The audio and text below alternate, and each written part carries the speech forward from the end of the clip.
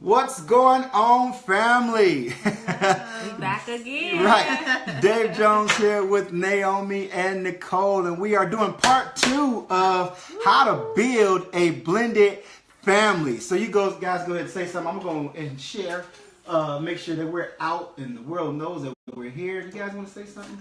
I'm sharing too. If you are on already listening to this, share this to somebody, invite somebody to watch, please.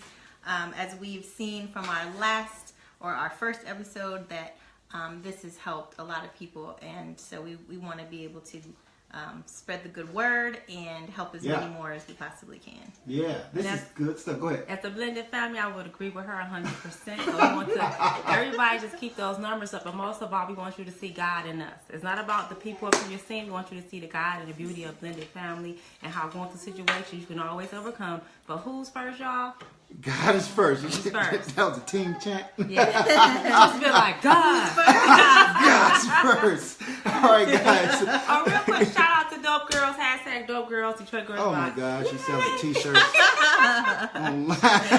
Dope Girls. Hey, y'all make sure y'all share. Again, look, we're Blended Families Part 2. We are trying to help, and we really believe that we have a call to many people who are in blended families. And there are a lot of different situations and different scenarios that are very similar to ours but have slight variations that we want to address today. So if you're in a blended family and you want it to work, where, again, a blended family is basically defined anywhere from 2 to, 10 parents, believe it or not, because you got the ex marrying this person, then they split up, there's multiple divorces. It's just like, it could be a really big family, right? And so how do you work in those many variations of families, even when the enemy kind of gets involved and works through people? It makes it very difficult. We know that blended families is something that is important because it is the way that we can redeem what the enemy tried to take from us. Yeah. Right? So there's a scripture that I want to give you guys that to let you know that we are talking, that we actually do love God, and this is the only way this is going to work, so nobody is confused. Proverbs 11:29 says, whoever, y'all got to forgive me, that's my son Christian, he wants to be a part of the show today. Proverbs 11:29 says, whoever brings ruin on their family will inherit only wind, which is nothing, and the fool will be servant to the wise. Why? The wise. I'm sorry. the wise. Not the wise. Right, exactly. It will be servant to the wise. All right, guys. So what we wanted to do was kind of give you guys an opportunity to write questions about this relationship, what you see, anything that's particular to your situation or someone you know, so you can take back advice that you believe that we may have and that we've actually had the experience, and we're evidence that it's possible. If you didn't know, my name is David. This is my wife Nicole, and this is this was his wife right. Nicole. I was trying to figure out how I was going to do Naomi, and this is Nicole. This is my wife. We are not sister wives, right? There's no funny business going on here. This is my wife. This is my wife Naomi, and this is. I was trying to figure out how do I want to say her ex-wife Nicole, or just Nicole. Right. All right, so obviously there's a definitely ability to laugh in situations here. You actually call me Nicole, I think once or twice. When we a lot of people have called her Nicole. It's just So funny story. Her initials is what? NLS. What's your initials? NLS. Now watch how freaky this is. What's your name? It's freaky. Naomi Lynn Smith. What's your name? Nicole Lynette Smith. Y'all see what David like. Did I tell y'all? Hold on, you ain't let them hear you. So Naomi Lynn Smith is her maiden name. Nicole Lynette Smith. That's but hold freaky. on, this is even trippier. So I have a sister named Tammy, and that's her nickname. That's when I cut up. That's her alter ego. So how bizarre is that? That is weird. like so bizarre. Yeah. So anyway, maybe the God set this all up from the beginning because there are people out there that need to be helped. And so all this stuff, coincidental stuff, may work together. Who knows?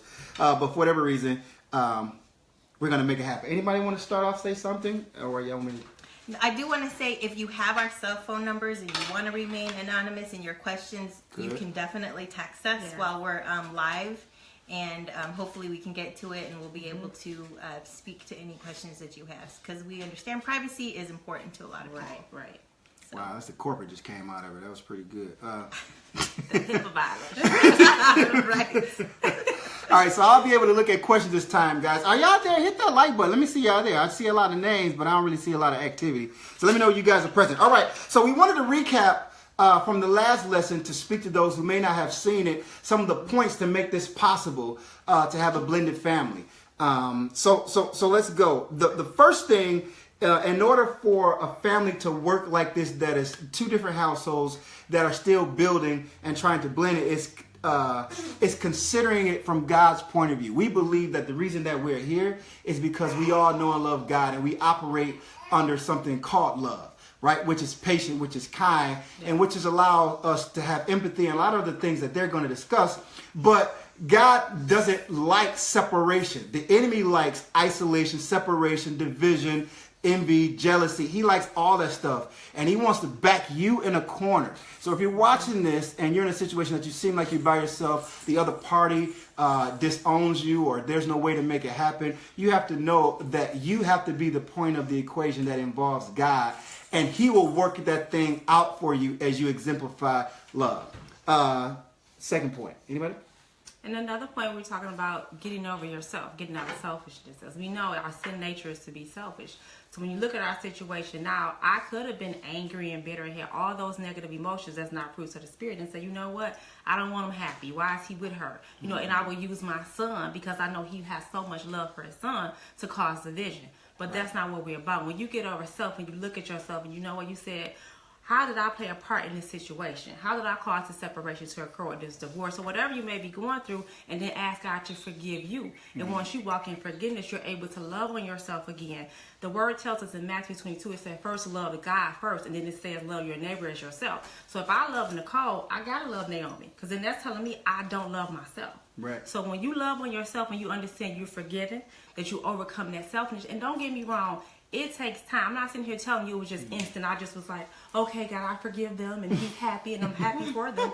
No, it took a minute for me to say, you know what? I can't believe that. Blah, blah, blah. I was, you know, you was hurt. What is blah, blah, blah? What is that? Can Well, can I say it on here? No, you cannot say it. It's a Christian channel. No, but you just be so upset about things, but you don't look at the bigger picture of how is this helping me mature? Because in 1 Corinthians, it tells us when I was a child, I thought as a child. So now that I'm maturing up, I understood, like, it wasn't just that person that caused this to happen. Sometimes it's just a reaction to an action. So once you get over yourself, get out of selfishness and forgive, and then you learn how to love, and you open up yourself to be loved. Like Naomi said yesterday, but last week, you have to choose joy. You have to choose happiness. Now, I could stay bitter and angry, but what would that cause me? Nothing. It would hurt the child. It will hurt us. It will hurt the whole relationship. So you have to get over self, forgive self, and just, give love, and you're going to get it back. Good. Good. So your points was overcoming selfishness, and what about number 3, getting past hurts? I think we talked about that. Did you? Well, that's the healing. It's a process. Okay. Like we said last week, you have to give yourself time. I think sometimes when you heal, you think it's instant. Some stuff, it's not like coffee. It's not like a quick meal. You go to Burger King, you get it as fast. Healing is it's a process you have to go through. When I was hurt with things, not only that David did, I was hurt by things that I did because I felt like I let people down. You have to realize, especially when you're in ministry and you're married to ministry, not only just married to yourself, you're married to the church. So you feel like you let everybody down. So you have to get past that hurt of, I hurt so many people, and forgiving yourself. And then once you get past that point, then now you can deal with the bigger issue of how this person hurt me. So now God helped me heal in that process. And like I said, it takes time. It's not instant. But when you're going through that healing, sometimes you cannot just force yourself to be in things, because I found myself I was dating, but I'm like, why am I really dating? What am I trying to get over? You know what I'm saying? Sometimes you have to ask God to you do have to isolate yourself to see what God is really trying to do to you and work on you, and then start branching out to other people. Because if you don't, you're going to find yourself, because you're hurt, now you're going to continue to hurt people. And it's just a vicious cycle. Right. Yeah, that's good. I mean, for a lot of you guys out there who may be hurting, that's definitely great advice. You have to lie. There's 2 things that helps in any broken situation, and if you're saved, you would agree. That's time, and that's the Holy Spirit to help console you, and God to put His grace on you. And so sometimes you can't rush, because this wasn't instant. There was a lot of pain, there was a lot of hurt, but definitely you have to get past your hurts in order to actually make your family work, because your family needs you to pull it together. If you are the ambassador, the leader, it is necessary that you take some of these tools and allow yourself to use it. Now, another point that we had as we recap was forgiving yourself. The definition for forgiveness is basically, if you're forgiving somebody else, we're going to talk about forgiving yourself, is to no longer have the need to see the other person suffer. That's when you truly forgiven someone. And so if you talk, people are having problems forgiving themselves for mistakes that they've made, you have to understand, you have to come to the point that God forgives you. When we make mistakes, God forgives you. So that's your first prerequisite, to know that it's okay to let go of the things that you may have made a mistake in. The enemy will keep you in bondage by the mistakes that we make to cause disruption and division in our family. But God will, if it caused the breakup, God will put you in a permissible will, and then he will help and console you, because he forgets. Once we repent and turn away from those mindsets, he forgets those things. So if God can forget it, you can forget it, and you don't have to see yourself suffer for the things that you might have done. All right, you want to go talk about empathy? Mm-hmm. We talked about it last week too, but empathizing with the other party, no matter who you are. I mean, empathy plays a very important role in establishing really the other prerequisites that we talked about: overcoming selfishness, getting past hurts, and forgiving yourself. If you're empathetic to the other party, you are putting yourself in a position where you try to understand what they're going through. Right. Putting yourself in their shoes. And so, if you are a person who is coming from a good place, and again, it's causing you to have a self-audit to understand what did you want to have come out of it. What are your goals, objectives? What are your goals and objectives? Mm-hmm. Then, and if you're coming from a loving place, it's easy to empathize and to act with grace and love and kindness, mm-hmm. and be patient with people. We'll get into more detail on those topics. Depending on where you were, what role you played right. in the situation, right. will cause you to potentially have more empathy, patience, and grace than maybe others right. would. Can I jump in? Because that empathy is so vital. You hit on it. In order to have empathy, you kind of go back to what Nicole referenced. You got to be whole and healed. Right. Yes. You know what I'm saying? Because it's hard to empathize with somebody else when you broke. That you don't. Right. You know what I'm saying? Yeah. And that's the power of God, because you can actually, pull yourself together before you start to love on somebody else, and you don't really like yourself, or you're blaming yourself, or you still hurting, you still bitter. So yeah, I mean, and even in I was married before too, several years ago, and you can cause a lot of hurt and turmoil on your own just by doing things like Nicole saying, she's dating. Well, what am I dating for? What am I trying to get over? And if you don't realize that early on, you can be very destructive to yourself, because you're entering into relationships that aren't profitable for you. They're not profitable for the other person. And it's really just, you don't love yourself, and you haven't forgiven yourself. And so you do have to become a whole, complete person before you can really want to empathize with someone, right. or help others to find joy, I mean, there's so many other things right. that go into it. That's good. So empathy is very important for this to happen, yes. right? You have to have empathy, see it from somebody else's perspective. All right, Nate, talk about apologizing for faults. Right. Well, you did a great job too last week, speaking on, when you know that you've been the afflictor, you've caused it, that's a word, if you've caused the pain, we always have, we're the wordologists, so me and David have debates about, is that a word? I don't think you're using that properly. But if you have caused affliction, or you caused someone harm, identifying that and apologizing for your faults, and, right. and whether it's to the ex-wife, or the current wife, or the husband, or whatever the case is, or wherever position you're in, it's important for you to apologize and accept the hurt or the damage that you've caused by either how you've responded, reacted, and whatever role you've played in the separation or division of what's going on in your situation. And so, and even forgiving and then apologizing to yourself, I think too, is important as well. That's a natural process of healing as well. And and it takes a lot to own up to your faults and your mistakes, and so you really have to be humble and apologize. Yeah, no, that's good. So we went over in order to build blended family, some tools, and then we're going to move to the next part and recap. It's not considering, consider God's point of view. So God has to be involved. I think so.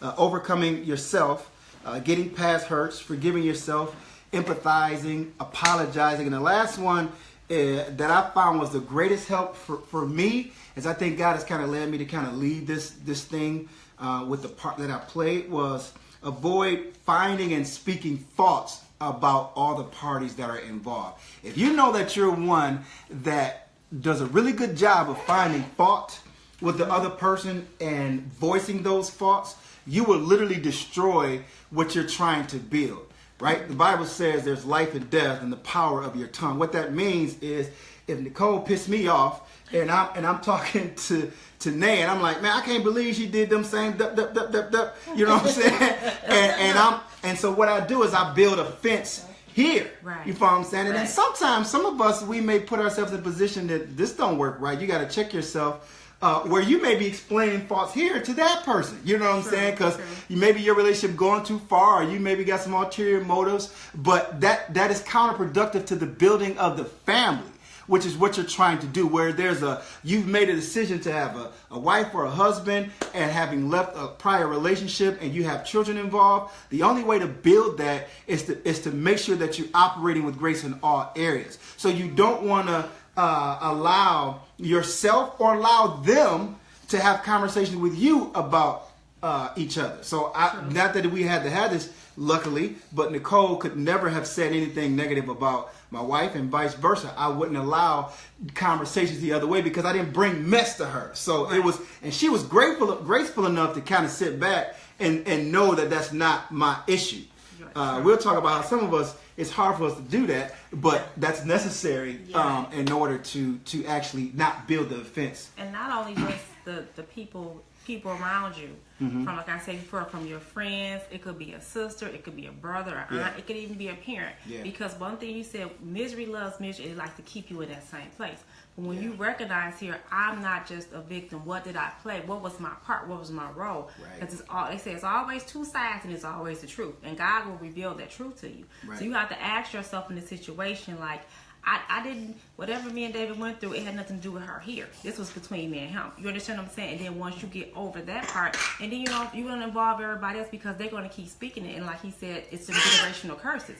It's stuff that probably your granddad, your great-granddad, things that you don't even know about, that was passed along from generation to generation. So now God is trying to bust that thing open and show it to you, so you pray against it, so it won't go over to our kids and to their kids, to the next lineage of our generations to come. Yeah. And it, going back to, you really do have to be a whole, complete person to really be in a position to kind of operate in the spirit, really, in these principles. Because when you're not whole, it causes you to own others' offenses. So if you're dealing with somebody who doesn't know how to not bring the mess back to you, and you start owning their offenses, and you get frustrated and upset with the other party because you're sympathizing with your mate. What is so funny? It makes it difficult if you're not whole, because I actually was in a position, and this was like when we were first, David and I were first dating, we did a lot of conversating because we were dating long distance. And so like I asked a lot of questions, and there were times when I'm like, well, I actually asked him, I don't know if you remember this, when I said, well, where were you at fault? You know, I mean, what did you do? I'm not gonna assume that maybe everything was just the other person. Like I was wise enough in wanting to establish a relationship with somebody who I really got to know, because I wanted to do things different my second time around. And I asked him, I'm like, well, what role did you play in it? You know, what did you do to cause the divorce? So, and it takes you to whole and complete to understand that, you know, what are you getting into? Because some of us jump into relationships, which I did out of my first marriage, jumped into relationships and didn't even know what I was doing.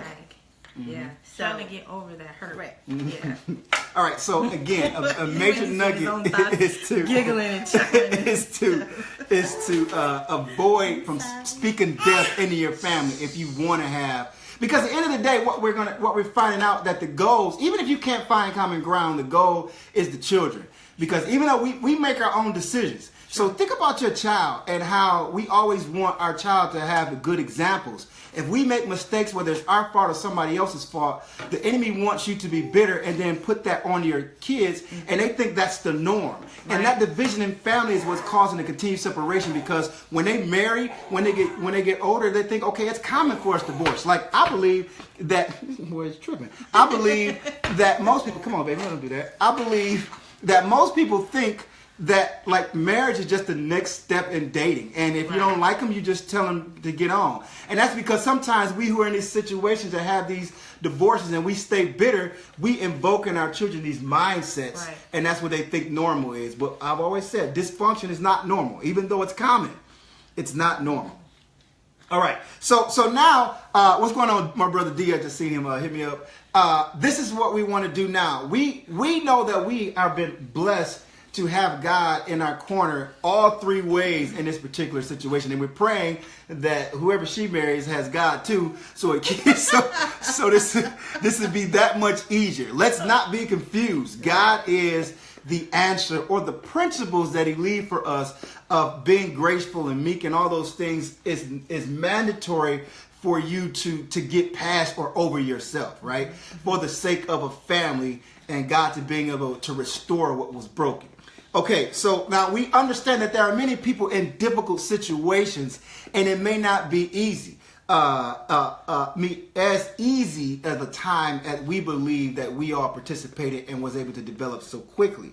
So basically, you want to give you keys to overcoming difficulties in your blended family. So if you have certain situations or questions when your situation may be difficult, can you write us questions and we'll try to answer them. If not, we'll try to go off some ones that we have from the past or our own points. But our goal is to help somebody. So if there's somebody that you may know that are having problems when there are so many different dynamics in blended families that ours don't qualify for all of them, but God still works. God works, yeah. God still works. Okay, so I'm going to start with I think I'm going to start with the first one. Who want to do the first one? Where we at? We kind of been saying it, but it's important to say it right here. Oh yeah, be the one who represents God. Like we started off saying, we want. Be more clearly on that point. We're overcoming difficulties in blended families. So what's point number one as a tool that needs to happen? Be the one who represents God. Let the people see the God in you. Mm-hmm. When you speak. We all used to wear those bracelets. Remember what would Jesus do? But it's true, like, because we want to act out of emotion a lot of times, and we're not void from that. I mean, those are things that we still suffer with sometimes, and we have to check ourselves. We're not perfect people. We're imperfect humans, and we're fallible because it's just natural. Mm-hmm. And so, you really just have to check your spirit, check your heart, and understand who am I wanting to represent here. It's not Naomi, it's not David. I want to represent God in this situation, and how would this be profitable to my family before you speak or act. And so you want to be the one who represents. Right. There's a question that this piggyback off of, she answered, but it says, someone asked us to talk a lot more about how each of you have a part in creating harmony in the blended family. And that's important. It's really, the best role you can play is to operate with grace that can only be given by God, because we all, again, can think of things, because the enemy, he like right there in your mind, like, what? You gonna let them what? Like all that kind of stuff. You know what I'm saying? So that's it. And you are always the common denominator. And if you change, like the whole equation changes. Period. I don't care if there is somebody who's really acting in their self or in their flesh or food, right? Mm-hmm. You could be the one that changes the equation. All right, that was good. You want to say anything else to that, or are we gonna? Adding to that, I remember one of my friends had bought me a book, and it was called The Power of a Praying Wife. In the first chapter of her book, she talked about she kept telling God, change my husband, he doing this, he doing that. She said, and God, Holy Spirit came back to her and said, wait a minute, let's look at you. He said, let me work on you. He said, I'll work on him, but first let's change you, because we always pick out the negative. We never go to the positive. Even when I chastise my daughter, I had to stop doing that, because I'm just like, wow, I never build her up. I always tell her what she's not doing, but what is she doing right? And in that book, she ended up going back to saying, you know what, God, okay, change me. And she said, in time, she started seeing she became more sweeter. She became more submissive to her husband. When she was obedient to God, God eventually, all those things that she was complaining about her husband, God changed all those things. Right. So you have to understand, when you go before somebody, you always picking out the faults of somebody else. You got this finger this way, you got 3 pointing back at you. So look at yourself and say, what can I do to change? How am I affecting this person in her situation? Right. Yeah. No, that's good. That's good. All right. Number 2, you have to reach out with grace. There's 3 of them. Patience and meekness. So if you're in a difficult blended family situation and you want to build it, this is 2. You have to reach out with grace, patience, and meekness. When I say grace, I mean grace is enabling power. So, right, like only a God, like we said, can allow you to do this. Patience is another word that they use for long suffering. So the other person may be doing things that's just way off the kilter, and you have to be patient and suffer a long time for the point of the success of the family, which will eventually come. It don't always come quickly. Right. There had to be some long suffering right here, some learning, some experience, some being convicted by God, some patience had to be invoked in order to get to this point. But it's possible by the evidence. And then the last one is meekness. Now here's the thing. See, a lot of times you run into exes or other people in the party that they're just, again, they act a fool, whatever you want to call it. And it's really difficult to put up with those people for various reasons. Meekness is a characteristic that means power under control. I think the thing that causes us that causes most people to not have the ability to be patient in those families is because everybody's saying, I ain't gonna take that. They're not gonna do that to me, which is true. But meekness is that power that you have to defend yourself. If you can pull it under control, not because you don't have it, but because you have wisdom, you can now be patient with the other party, and you can allow the thing to work out over a longer period of time. And so not always having to jump in and make sure that the other person understand that they ain't going to do that to you is a big tool. Because again, I've seen several situations where the ex and wherever you are in that situation, it's almost like you want to get at them. You know what I'm saying? You want to voice your opinion in every side of the equation, in every position. You know what I'm saying? If we put a man there in 4 positions, right? Somebody always wants to exert their energy to say, I'm not going to take this. But meekness is power under control. And it's not always necessary for you to want to be the one to put your foot down to the point that you're hurting somebody. I think there's a way that you can put your foot down by being under control and allowing patience to work for you, right? And I just think that is so key. Somebody had asked the question, how long did it take for you guys to get over yourselves? I think it was when we realized that it don't have to go our way, and when it don't have to go your way, all your thoughts about what's right out your window, you can put them under subjection. Now, that's a different time period for everybody. Right. But when you realize that it don't have to go your way every time because your way ain't perfect, then it's easier for you to have that power under control and just trying to find what's the mutual ground for everybody in order to get along. And that's what we keep coming back to. All right. So a third thing we want to get to. So keys to overcoming difficulties in blended families. Anybody want to hit this? Where are you at? Consistent with understood over limitation? Yes. Okay. So can you speak? Tell them what it is. You just read. Oh, so in regards to being patient and waiting for the other party to come around. Okay, so we want to distance yourself, but set an environment for the other party that they have an open invitation. Right. So always have your arms open and be welcoming and warm and kind to receive them when they're ready or when they finally come around. But you want to maintain your distance because you can't expect people to move in your time. They've got to come at their own pace when they're ready, and when they've basically done all the other 7 steps that we've already talked about, because they too have to overcome some things and forgive themselves, get over themselves, and get over their past hurts, and start empathizing on your behalf as well. So once they walk through their process, it's important that they know that your door is still open to receive them, so you can start establishing a relationship. Right. I mean, that's good. You just want to piggyback off that one, because I'm going to hit the next one and you hit the last one. Yeah, it's exactly what she said. I think the beauty of us was that it just happened. I think because we were all at the point in our lives to where we were mature, we were actually surrendering to God. That's one thing I would say. Each point in our lives, we knew, okay, we messed up somewhere along the line, but God loves us, His grace and mercy, and now He's given us another chance. Not another chance for us to try to make us come together, but make us come together as a family and out of love. So at each point in our lives, like even going through my separation, I realized, like David said earlier, I had to work on me. So now that part is done. Now a new woman is in his life. I have to love and respect her. So I think the invitation, even though we kept it at a distance for a while, because it was that hi and how are you? It was that fluff like ha ha. But then once we really got to see each other, and when I see each other, I mean, when you sense that spirit, you felt the love there. So it was just like, you know what?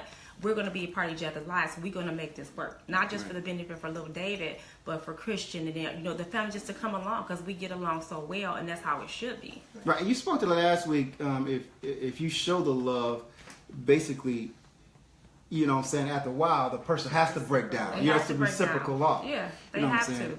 Right. And as simple as a lot of people are, they may not be, let's go out to dinner, but at the end of the day, they will relax in their malice and envy and all that kind of stuff. It could take months, years, maybe even decades for some of us, but if you stay consistent, right? You don't necessarily need the person to be in your life. What you're doing is you're making yourself available to be an expression of love for the sake of the family, right? Specifically the children. And especially if those relationships have to be intact because the child is involved. That's only when the family is blended, when the child is involved. Let's not get too far. I think it's great if no children are involved. You have the capacity to still find ways to be cordial because you guys have histories together.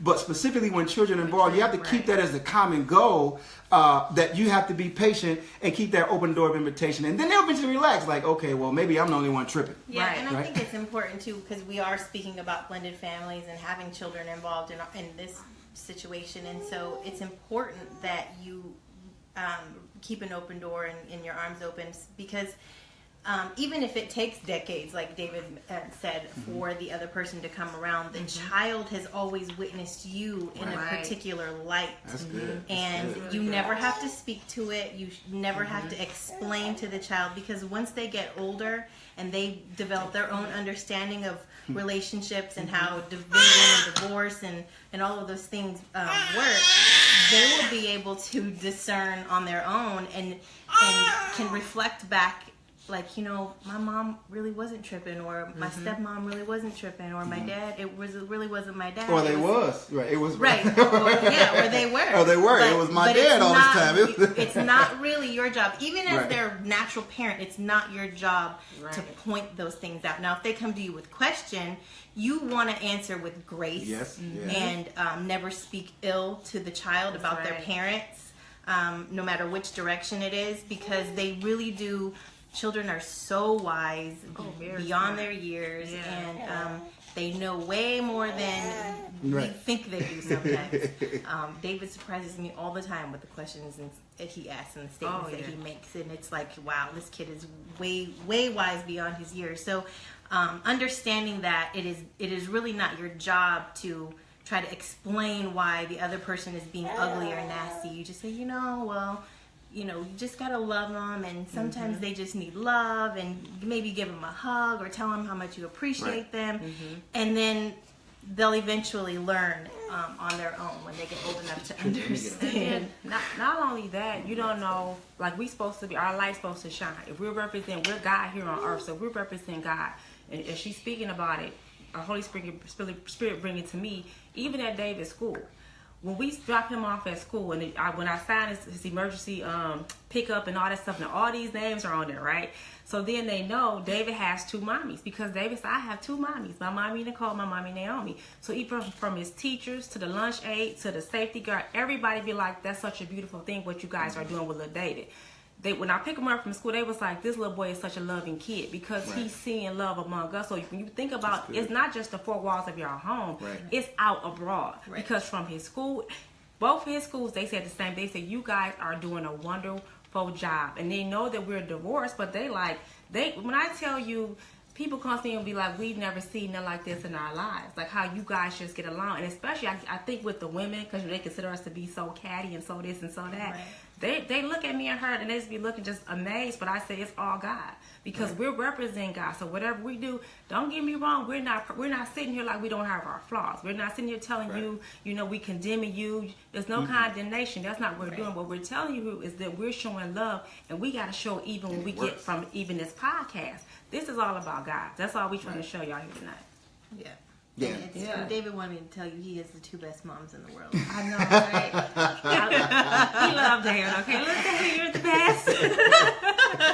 But then when you talk about loving on that person, and it's so funny because we go to parent-teacher conference for JoJo, and one thing his teacher said, actually he's an excellent student, no problem. She said, but you know what? She said he just disrupts the class. So we like, well, what does he do? She said she'll be up teaching and he'll say, excuse me, Miss McKay, but it looks like you need a hug. And that's because of the love that he, and then even like his dad, we teach him how to be a man, how to love on people. So that's just showing God in action, and showing God when you work together as a team to show that love, it's being reflected in all that you do. And again, this has to be what you want. Like some people want to stay in their misery. Some people want to stay in their anger. Don't know why. You can't be. I mean, I do know why, because sin is powerful, and we are sick of the enemy for tricking us to think that that's the way to get fulfillment.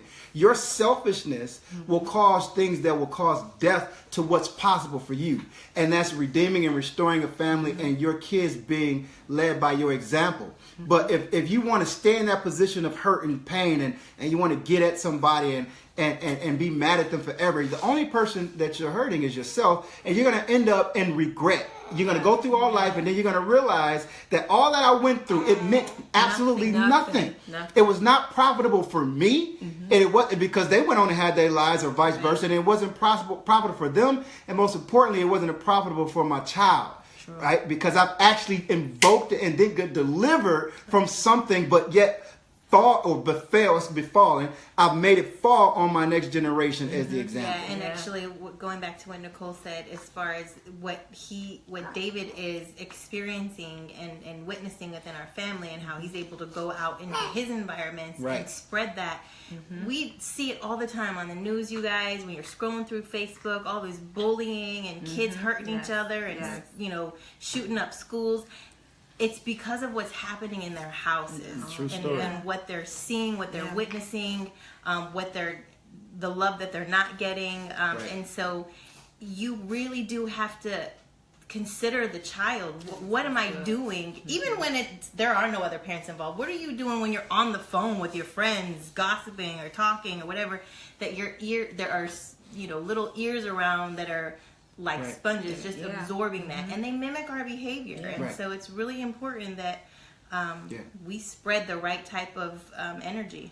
Like I said, always stay in a posture of building, and then you can only get that if you want it. I know many of you who are watching, you want it for some people that you know, and this stuff works because we have the evidence of it. All right, so we got 2 more points, and again, guys, if you have questions about this that maybe that you see that you want to ask us, or you have your own personal questions, please put them in. All right, number 4 is if necessary, and only if necessary, get the courts involved. And there's a scripture that actually backs this, because everybody is not saved, right? And so God is a God that makes provisions for the people that won't submit to anything that is profitable. There's a question that come on, so y'all read that. God would not make. He has made sure that we have provisions for situations that we encounter, people who just will not know God, or come to this reality of God is the way and the characteristics of God in order to have a blended family. So the point is, he's put a provision. There's a scripture, 1 Peter 2:13. It says, obey them that have the rule over you, and submit yourselves, for they watch over your souls, as they must give an account. No, that's the wrong. I'm sorry. Submit yourselves to every ordinance of man for Lord's sake, whether it be the king as supreme, or unto governors as unto them that are sent by him for the punishment of evildoers, and for the praise of them that do well. So what that means is, actually, I'm going to keep reading. It says, for so is the will of God, that with the well-doing ye may put to silence the ignorance of foolish men. All right, so now this doesn't just go for getting the courts involved for blended families, but it's for everything. God had put law into place in the land to make sure that some of these people who are overly possessed with themselves and would be erratic, they'll control them all the way down to a speeding ticket, so they won't kill everybody. But so it is in a relationship where you're trying to have a relationship with the ex, and they're just ignorant. They're just foolish. And so what you do, you can still operate in love, but you have the permissible will to get the court involved, assuming that they won't do what's necessary. You know what I'm saying? As far as parenting time or custodial time, things of that nature, taking care of the child. If there's no way to communicate cordially in separation, because some people don't like each other when they split up, there's a way that you can get the court involved and just still stay in a position of love, not having too much communication, but you will allow for the system that God put in place. Oh, yeah. For the system that God has put in place to help you in that situation. All right? So. Yeah, there was I'm sorry. I'll get up. Do you want to speak to that? You go ahead. I'll go see it. There was a question, actually. How is everyone's relationship with Nicole's older daughter? She has a daughter who's 20 now, right? Yeah, my Camry. Sounds how he wanted us to speak on the relationship that we have with Camry, and we love Camry. She is always welcome in my house, and when she comes over sometimes to pick up her brother, and they'll hang out for hours, and I'll tell her, I was like, we have a couple beds here if you just want to spend the night, you know. And her and David have a great relationship, so much so that Nicole can actually speak to that, because they recently had a conversation about it. For those you guys who don't know, Camry is not David's daughter. When I married David, of course, you know, he married my daughter as well, so that's his daughter. They had a bonding relationship. So, you know, when me and David broke apart, that relationship it broke apart as well. But even during that time, you know, she loves David. He still loved her, but he was just dealing with himself and then dealing with the hurt of me, getting over things in our marriage. But Camry, one thing my daughter did say, like, as she saw me and Naomi's relationship develop, we remember one day we was picking up David, and she said, we got in the car. She said to me, she said, Mama, I'm so proud of you. And I said, what do you mean? She was like, I just watched y'all two in there. And she said, I'm just so proud that you're my mom. She said, because I know it takes a lot, you know, things that you've been through. She said, but you show her so much love. And she said, I just felt both of you guys as you were sitting there talking to each other. She said, I'm very proud of you. And I'm in the car, I'm tearing up. Cry. Yeah, I'm tearing up, and I'm just like, oh my God. And it just speaks to, like we said earlier, we have to be the example. And, you know, even though I didn't want things to happen the way they did, because I wanted my daughter to experience love, you know, with the family, with the mother and father in the home.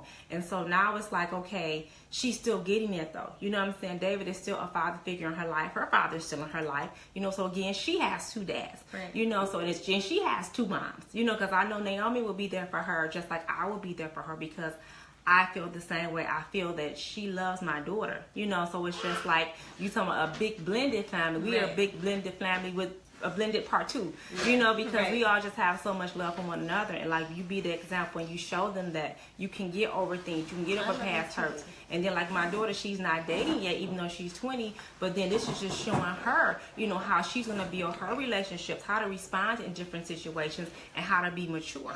So even if somebody has another child that's not even that person's child, you still should teach them love. Like, I never spoke bad about David to Camry, because David was loved by Camry. So she knows the love of him.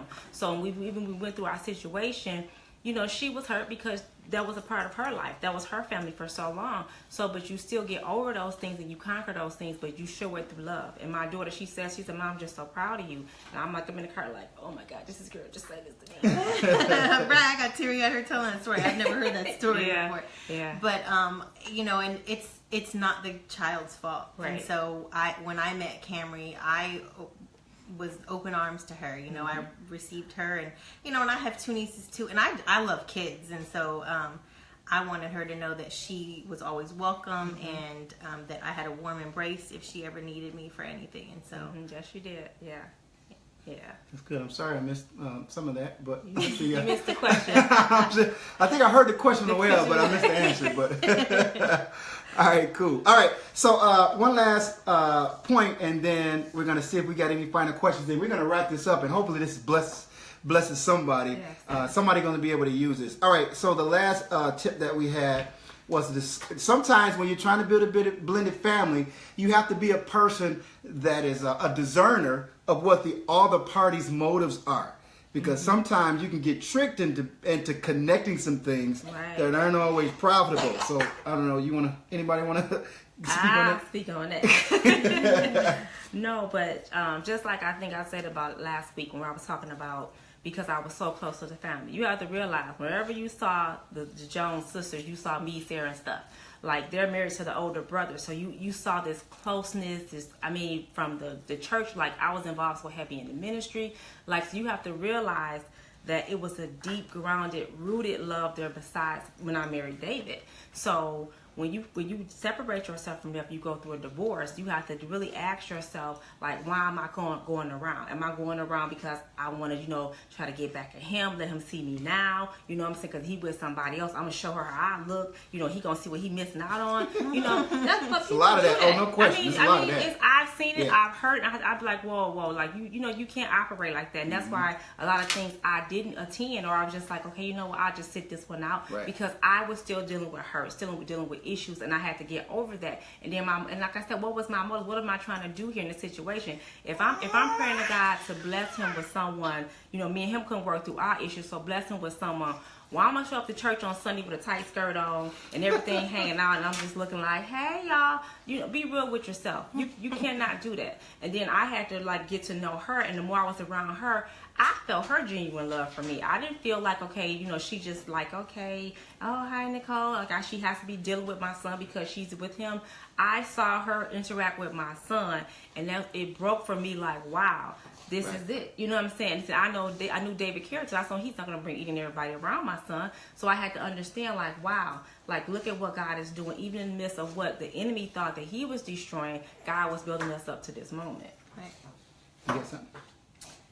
No, much to what she was saying too. Obviously, what is your goal? What is your motive? What are you trying to do? Are you trying to get back at the other person? But also, I think I could even discern that she wasn't, because I know she was a part of the family for many years before they even got married. And so I was able to discern that that's what she was doing, and so she was respecting me in my position, being married to David, or that we were actually even in just a relationship at that time, and I was still living out of state, but she was still respecting the territory, so to speak. So it got to a point where I started inviting her, because I know that she used to come around, and she used to be a part of the events and would attend services and things like that. So she did. So I would reach out and say, hey, you coming to the women's conference? Oh, by the way, there's a women's conference next week if you haven't signed up yet at EOW.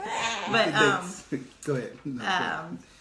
But I would extend the invitation to her, so that she knew at that point that I was comfortable and it's okay, and don't worry about what everybody else is going to think or say or do. And that's the power of that wholeness. That's where security comes in, right? To be able to do what she's saying, inviting somebody out to different events in your circle, because there's a lot of evil basically going on, and some of these people's characters that you have to face. That's why I empathize with some of you guys. It may not be as the route that we took, because you have to deal with different spirits. Right. And so if you're a person that's trying to build your family, the point is this: to try to discern the motives, not what your opinion is, but the motives of all parties. If you know that you're a woman that needs to build your house or a man that needs to build your house, and the opposite house has ulterior motives, like wanting to get back in the picture, want to cause hurt, want to bring the children to bring pain and use them as weapons, you have to brace yourself and learn how to deal with the situation based upon what you discern, and you act accordingly. Some things you can't put back together in that season. You have to wait for the right time to put it together, because some stuff still has to heal. Right. You follow what I'm saying? And so you have to operate with grace. Everybody just can't go and invite the person out to dinner. Somebody asked last time, like, what are the things that you do to actually initiate the blended family? What we said, you invite the people out to dinner, maybe write them a letter if you guys can't communicate without emotions. But you have to know when to do that based upon what's everybody's mentality in the situation, and you have to use that grace in order to connect. To earn a friend, you have to be a friend, and so.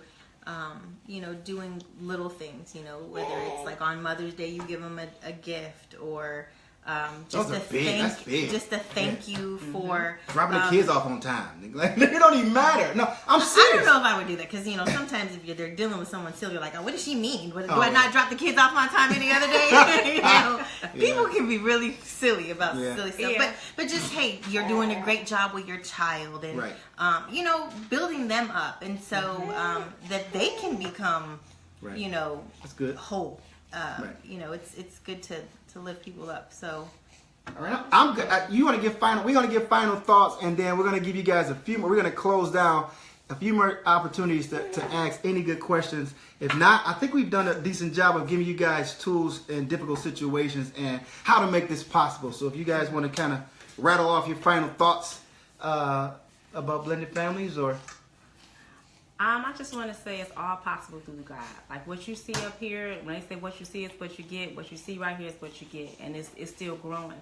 And this is helping us. This is not only just helping you, this is helping us, because as we talk through things, it may be because we got years to go. So it may be things that the enemy may try to throw it our way, but it's just like, well, you know what, guys, let's go back to ground one. Let's go back to God. Let's go back to the Word and say, what does the Word say about this? And then also, again, positive people, prayer, God, and just building yourself up, loving yourself first. That's good. Yeah, and then there's power in your tongue. So we're good. Speaking into our own lives by sharing our story and our testimony with you, and and hopefully it does help somebody. And like she said, we're not naive. We know this is not the normal situation, but it can be. And there are so many other dynamics that are out there, people that are going through things where you're dealing with another woman that caused it to break up, or another man that caused it to break up, and so we're not naive or confused that our situation is unique to what we were able to work through. And so our situation maybe could have been a little bit easier than others, but it was only easy because we all know and love God, and we put him first. That's good. All right, so in last statements, in difficult situations, the best thing to help you is always, what's the common goal? Right? We always know that we want to please God, but for some of us who can't use God and our mind isn't there, the common goal is the child.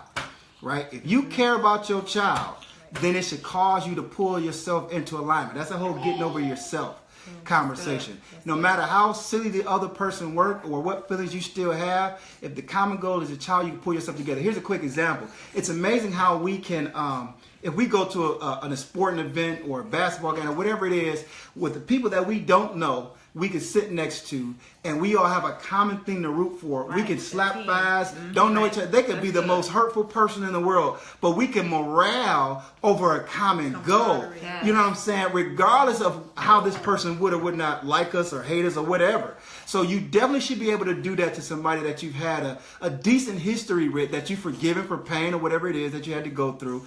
But you rally around the goal of the child, and if you want your child to be successful, if you want your child to have God's grace, if you want your child to have good influential parents, if you want your child not to have the generational curses of separation and divorce or premarital parenting or whatever the things are, you have to use that child as your impetus to put up, to be long suffering, to have patience, to have grace. And without God or a common goal, none of this is possible at all. And so that's the thing. Always look at your child, and if you're a real parent, it'll be that much easier to make it happen. So We love you guys. We hope this blessed somebody. Definitely share this lesson with somebody. It will bless, because there are a lot of people who are hurting. Enemy don't have no new tricks. Our situation is one thing, but all the sin and the things that we do wrong to each other, it just form his head different ways. But the goal that he has is isolation and separation, and he's after your generations, everybody that comes behind you.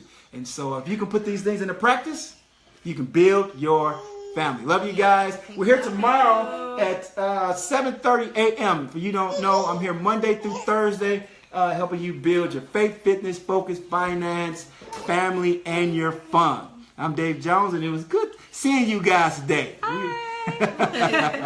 right, guys. You guys have a good evening. Bye-bye.